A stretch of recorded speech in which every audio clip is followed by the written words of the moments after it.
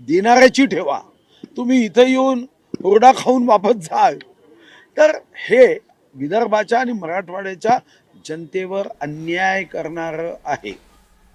तर आमदार भास्कर जाधवांनी सभागृहात हल्लाबोल केला। सत्ताधाऱ्यांचं बजेट पार कोलमडलंय, सरकारने जाहीर केलेलं पॅकेज फसवय। कोकणातील हापूस आंब्याला 2018 मध्येच जीआय मानांकन मिळालं। कोकणातील हापूसचं मानांकन का काढताय? हवं असल्यास तुम्ही गुजरातला जाऊन राहा। भास्कर जाधवांनी सभागृहात हा हल्लाबोल केला। सप्टेंबर ते ऑक्टोबर नोव्हेंबरच्या दरम्यान ऑक्टोबरमध्ये जास्तीत जास्त या राज्यामध्ये 29 जिल्हे 253 तालुके आणि जवळजवळ 2065 आपली जी मंडळं असतात, सर्कल असतात, या सर्कलमध्ये अतिशय अतिवृष्टी झाली, अनियमित पाऊस पडला, अवेळी पाऊस पडला, मर्यादेपेक्षा आणि सरासरीपेक्षा कितीतरी पटीनं पाऊस पडला आणि त्या ठिकाणी शेतकरी हा पूर्णपणे उद्ध्वस्त झाला। अध्यक्ष महोदय, शेतकरीच केवळ उद्ध्वस्त झाला अशातला भाग नाही, तर आपण तो काळ आठवा की त्या काळामध्ये जे मीडियावर टीव्हीवर वगैरे जी वृत्त येत होती, गायी गुरं सुद्धा गोट्यामध्ये बांधलेली पाण्यामध्ये डुंबून तडफडून मरताना आपण सर्वांनी बघितली। केवळ शेतीचं नुकसान झालं, एखादा सीझन हातातून गेला एवढ्या पुरेसा हा प्रस्ताव नाही किंवा एवढ्या पुरेशी ही चर्चा होऊन चालणार नाही।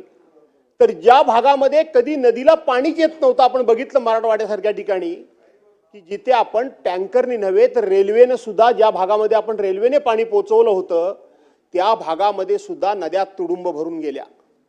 नद्या भरल्या त्या भरल्या, पाणी जिकडे तिकडे झालं ते झालं, गायी गुरांचं नुकसान झालं, जवळजवळ 700 जनावरं दगावली, 3799 घरं कोसळून पडली, त्याचबरोबर 75,42,000 हेक्टरवरचं शेतकऱ्याचं पूर्णपणे शेतीचं नुकसान झालं आणि 264 माणसं या सगळ्या अतिवृष्टीमुळे मृत्युमुखी पडली।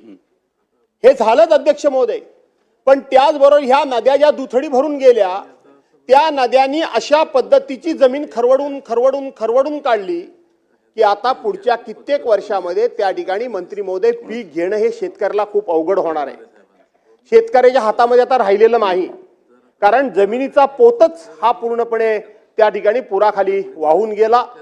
जी पिका योग्य असलेली कसलेली जमीन असते ती जमीनच पूर्णपणे खरवडून त्या ठिकाणी वाहून गेली। त्यामुळं एखाद्या वेळेला एखाद्या सीझन पुरेसं फक्त शेतकऱ्याला मदत करून त्या शेतकऱ्याला आपल्याला उभं करता येणार नाही।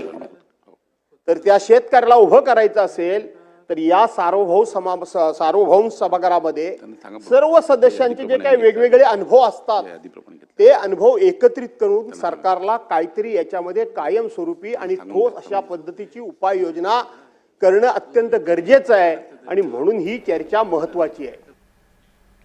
वळूयात पुढे। राज ठाकरेंवर ठाणे सत्र न्यायालयात